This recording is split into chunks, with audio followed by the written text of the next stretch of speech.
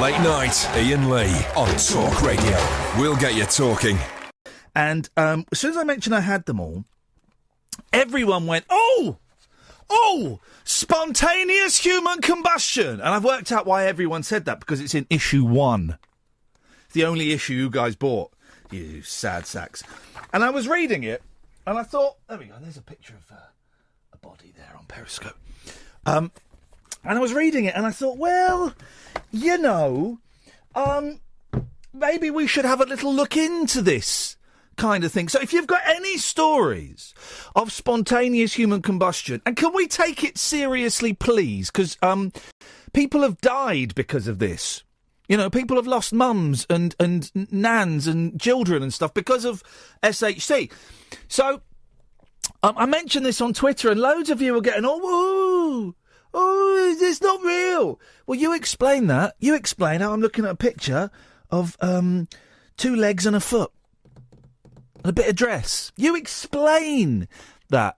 It is real. It's reaching epidemic proportions in some parts of the world, and it's probably the last great taboo when it comes to people's health. So I'm looking forward to that. That's going to be after 11. The one that you all remember, of course, is the spontaneous human combustion story. The reason why it was in issue 1, everyone got issue 1, and some people got bored. But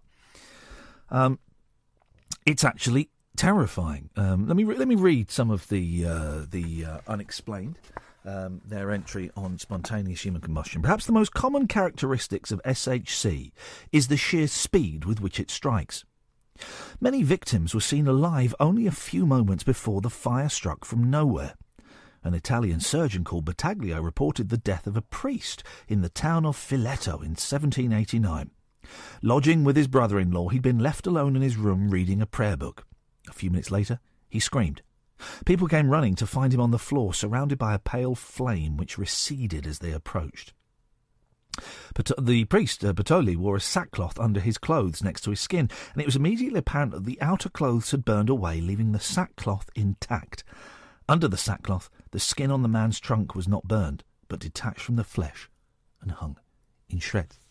So it's a serious, serious thing. Lots of people have been very snooty about it on Twitter. It's not real.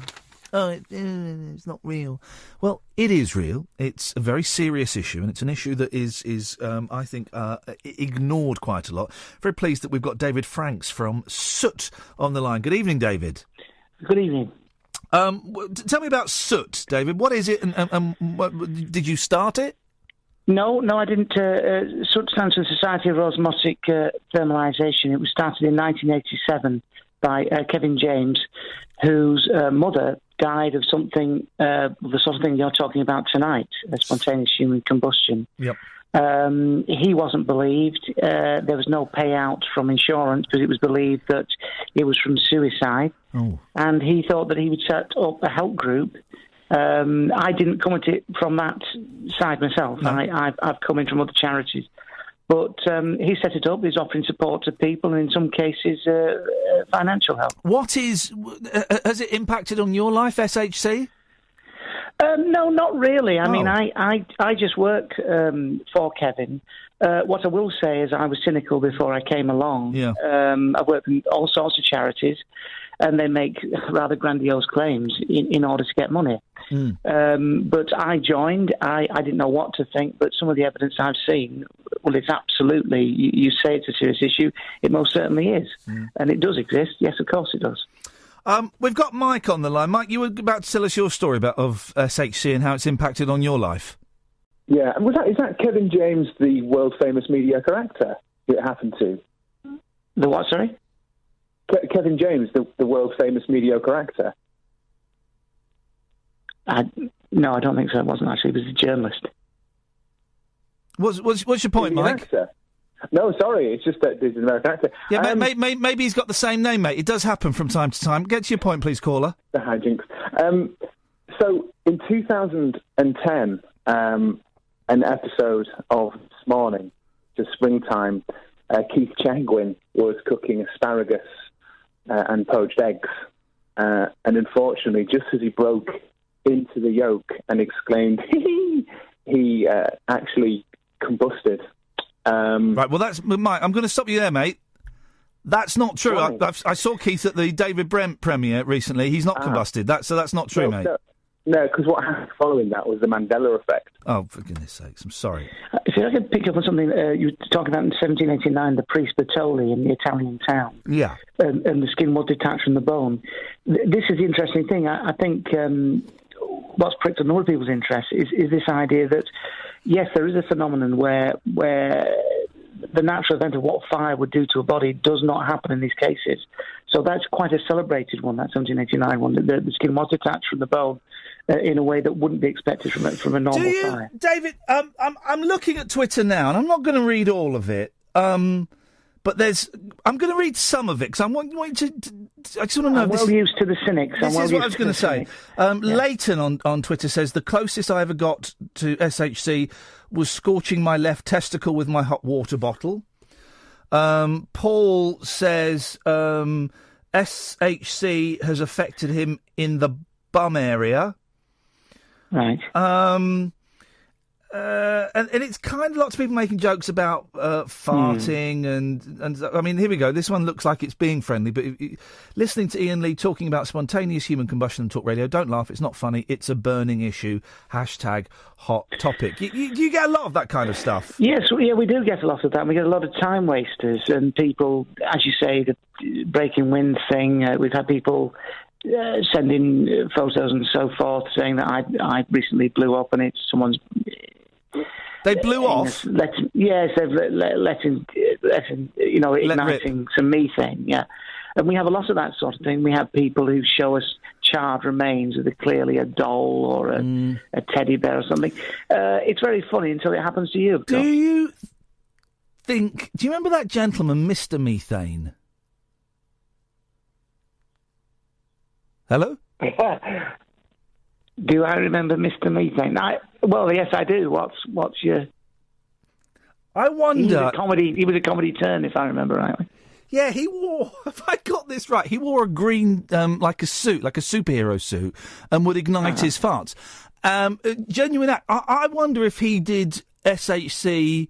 if his act actually had a negative impact on the work that SOOT do. Well, yes, indeed. I mean, you've only got to look at some of the tweets tonight about, lighting your word on my farts. Yes, it does happen. That's one of the main things that people like to joke about. Whether this particular gentleman, can't remember what you said his name is, whether he, did that. Yes, I suppose that sort of thing would have a detrimental effect. Okay. But if your mother had died... Yeah, exactly. And set light to a skirt and all, a cardigan, and gone up like a Roman candle, I don't think you'd be making jokes about blowing off, doing farts. Let me just read out. I've read out a couple of negatives. Let me read out a positive from David McFadden. He says, I'm quite sceptical about SHC, but you have to be a complete knob to go on live radio just to ridicule a guest. Thank you, David. Jonathan's called in. Good evening, Jonathan. Hello. Jonathan, what's your story about SHC? Pardon? Hello? Yes, hello, Jonathan. Yeah. How has SHC impacted on your life? What's SHC? David? Sorry, what is HSC? It's a term encompassing reported cases of combustion of living or recently deceased human beings, specifically without an apparent external source of ignition. Spontaneous human combustion, Jonathan. We're doing a phone-in on it. Oh. You usually have the guests on at 10 or 12. Yeah, well, tonight we've got the guest on at 11, the one in between. Were you not listening? No, I've been a bit busy. Okay. What, being racist? No, just having fun. Okay. I may call you tomorrow or something. Okay. Did you have anything specific you wanted to ask about SHC? It's interesting, but I can't think of anything relevant. Right. Well, it's not. Is it true, David, that we all... He's gone. Okay. Is it true, David, that... 0844 499 1000, by the way. I was reading a statistic a few weeks ago in, I think it was in the New Scientist, which my father-in-law has in the toilet. It was a few months old. That in America, everybody knows somebody who has been impacted by spontaneous human combustion. Is that true? Because that's an amazing statistic. I think, well, I mean, tonight it proved, there was a chap who phoned you earlier and he was talking about the wick effect. Yeah. I incidentally got that slightly wrong. He's slightly mistaken. He seemed to be implying, I don't know if you remember, that his wife's uncle, I think it was, provided the wick effect himself. The wick effect is simply, if your body is burning, there's melted fat, what will happen is there are wick effects, sort of floor coverings, chair stuffing, the floor itself, the clothing. That is the wick effect. So I just wanted to make that clear. But yes, in terms of Americans, yes, we deal. We have people from all over the world getting in touch with us. We can't necessarily provide money for them, but we can certainly provide support. So yes, I think that's possible. And what support? Has anybody ever survived a spontaneous human combusting? Yes, indeed. Yes, really? Indeed. Isn't that interesting? Frank Baker is a celebrated combustor from Vermont, USA, in 1995. He began burning, in his case, from his anal area, and he survived that. And he's been on a number of documentaries talking about. I think I've seen his arse. Well, his anus sort of smouldered. There was no hint of any lighter fluid or. It sounds ridiculous, doesn't it? But it can happen. And with a number of these cases, there are people who have been sat next to a naked flame. Quite often there are bees. There are what, sorry? Flame. There are bees? Bees? Obese. And there are bees? I don't know. Obese. Fat, quite larger people. Yep. And and some of them have had an impacted colon. The release of gaseous air next to an external flame can ignite things. Page 84 of the. Did you used to collect the Unexplained back in the day? Yes. Yes. Magazine. Deaths that appear to have been caused by spontaneous human combustion (SHC) have always been an embarrassment to the medical profession. Gosh, I mean, this is 1981. How true it is now. The refusal to believe in SHC is not the result of a deliberate conspiracy to suppress the evidence. Rather, there has been a turning away, a wish not to think about such an outrage of accepted medical and scientific knowledge. What's the scientific? Where is the science community on it today? Is it accepted? I think that, over the years, I mean, there's been, right back to the 1780s, people have been reporting this thing. I think that increases in forensic research would suggest that it is possible. There's been a lot of kind of silly comments, people phoning up you and tweeting and such like. I'm not an idiot. I can see why it's extraordinary, but it does exist. It does seem too fantastic. It does seem fantastic. Yeah. You've got to wonder why it happens. I mean, our bodies are made of electrical impulses. Everything we do is controlled, enabled by electrical signals running through our bodies. There's an interesting picture here. Sorry to interrupt. Interesting. It's actually horrific. It's a pair of legs, and it's a pair of legs, and it's a woman in a fireplace. Okay, and the caption. I've seen that. I know the one. And so the body's completely gone, but the legs are there. But she's in a fireplace, and the caption says, "Only the legs remain of Mrs. E.M., a widow who died on the 29th of January 1958. Was she burnt by the fire in the grate, or did she combust of her own accord?" And bearing in mind her body, what remains of her body, is in the fireplace. Well, yes, and I think that possibly the clue is that she was in the fireplace. Yeah. She may have, had a drink. She's been near a naked flame. She's got, she's let air pass, and her hair has caught light, her skirt's caught light, and she's gone up. The human body is a remarkable thing. Dan's called in. Dan, you're through to David Franks from SOOT. How has SHC impacted on your life? Well, it hasn't impacted on me yet. I mean, I have got some concerns, and I hope David might be able to give me some direction on this. Let's hope so, yes. You said that SHC does tend to impact people who are, shall we say, obese, I think you said? Yes, I said obese. Now, I'm a gentleman of a size. Let's say I'm probably the size of those blue disability cars you used to get. I've put on a bit of weight. Right. And I suffer from IBS, so things are a bit gassy. Right. I've got a nylon carpet. Oh, God. I've got a brand new sofa coming in the next couple of weeks. I see. I'm concerned. The sofa is being bought on tick. It's on the Never Never. I'm going to be paying it off probably for the next 4 or 5 years. Can I just bring you into what's this got to do with SHC, please, Dan? Just to move you on, because it's a very, very busy switchboard tonight. I am concerned that were I to spontaneously combust, my partner might be left with a sofa that she can ill afford to pay for. Does David Franks, he's reputable in this, I know this, I've read his books, does he know of a decent insurer? Yeah, that's a good question, David. Will insurance companies, will the Admiral, will Churchill say, "Oh yes"? If you make a claim, I couldn't go with Churchill because we've got cats; they don't like the dog. Okay, no, fair enough. Okay, would the Admiral raise the flag and salute it, David, if you made a claim because your loved one died of SHC? I'm certainly not prepared. As well, I've got to say, is that I really don't agree with Seaman on my sofa. Dan, you've asked the question. We've got the question, Dan. Let's let David. Let's just hang on. Sorry, David. Sorry, David. He's interrupted. I'm just telling him why he should stop interrupting and let you get on the questions. Okay. Let me just finish that. Can I speak now? Not yet, because I've not let. Oh, sorry. No, guys. Is it me that's got to be quiet? No. Yes. I'm David. Do you want me to speak now? Not yet, Hello? David. I'm just going to put. Is it my turn, Iain? No, Dan and David. Right. If you could both be quiet, David. I'm just going to explain to Dan why he needs to be quiet, so you can answer the question. And then, if you could answer the question, that'd be great. So, Dan, you've asked the question. Are you talking to me now, Iain? Yes, I am.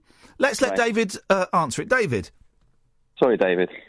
Right, well, I can't... We'll come back after this break. We've got about another 8 minutes or so of David Franks' time. David Franks is from SOOT, the Society of Osmotic Thermalisation. We're talking about an issue that doesn't really get enough attention, I don't think, these days, spontaneous human combustion.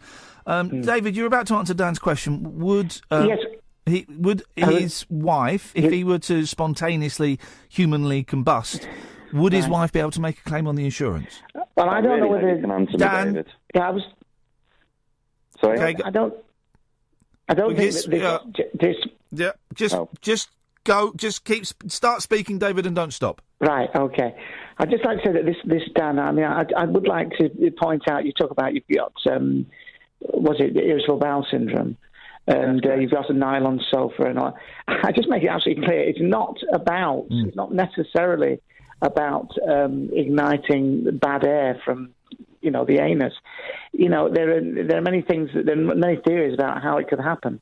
I dare say you could be drinking as much homemade beer and eating as much curry as you like. It doesn't mean you're going to blow up. Is it true? Is it true, Mama Cass spontaneously combusted? Is that true? Yes, sir, that is true. That is true, isn't it? Yeah, I thought so. I thought I'd read that.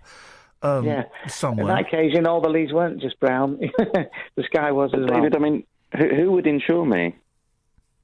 I don't know. I can't. The society can't give specific insurance companies. I'm not allowed to do it, and I certainly couldn't do that on air.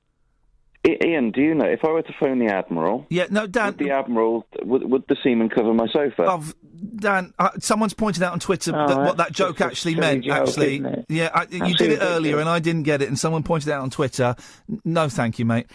How can someone, David, stop themselves spontaneously bursting into flame? Someone said on Twitter, and I thought it was a joke, but actually thinking about it during that break, it does make sense. Is sleeping in a bath of water, would that help? Yes, that is something you could do. There are flame retardant clothes that you could buy. If you're worried about, igniting overnight, there are sheets that you can get that will damp down. You can sleep under a fire blanket. There are a number of things. I would leave windows closed because fire can spread with the addition of oxygen. And I wouldn't sleep with anyone. If you're worried about suddenly bursting into flames, keep away from the spicy food. Keep the windows closed at all times and try and sleep under some fire retardant material. Andrew asks on Twitter... What's he asking?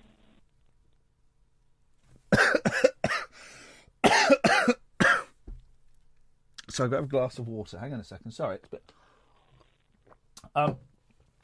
Andrew asks, could a furious...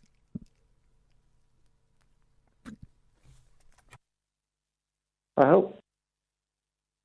Could a furious tug cause this?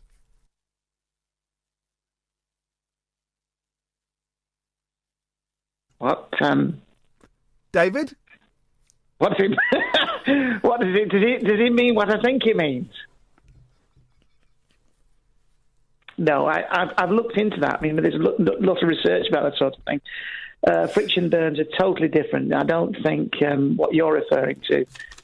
So there's no need for him, as he says, I best put my boxing gloves back on. There's no need for that. Tug away, Andrew. Okay. Bit silly. David, if people want to find out more about SOOT, where do they go and how can they help? www.Society of Osmotic Thermalization. Be sure to send me an email. I will do my very best to get back to you.